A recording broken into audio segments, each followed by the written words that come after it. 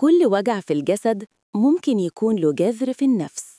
أوقات بنشتكي من صداع، تعب مزمن، مشاكل هضم، ونفتكر إن السبب عضوي.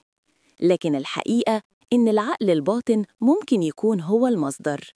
في الحلقة دي هنتكلم عن العلاقة العميقة بين العقل الباطن والجسد. إزاي بيخزن الجسد المشاعر؟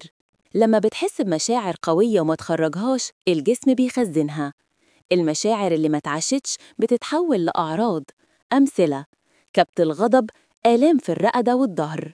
الشعور بالذنب، مشاكل في المعدة. الحزن المزمن، تعب عام وصداع. المشاعر المكبوتة بتتكلم بس بلغة الجسد. في دراسات بتأكد إن اللي ما بيعبرش عن مشاعره بيتعرض لأمراض أكتر، وفي حالات تحسنت صحتها الجسدية بعد جلسات علاج نفسي. أمثلة: مريض ضغط اتحسن بعد ما واجه غضبه. مريض التعب مزمن خفت بعد جلسات فضفضة وكتابة. إزاي تسمع لغة جسدك؟ نصائح عملية: 1. لاحظ الأعراض اللي بتتكرر. 2. اسأل نفسك: إيه المشاعر اللي أنا مش بعبر عنها؟ 3. اربط العرض بالشعور. مثال: صداع يساوي توتر يساوي ضغط داخلي. 4. سجل ده في دفتر بعنوان رسائل جسدي.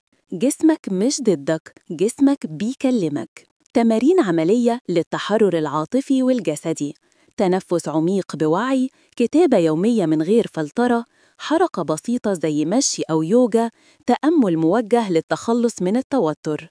التحرر مش بس نفسي، كمان جسدي. في الختام، العقل الباطن مش بيعيش لوحده، هو ساكن في الجسد.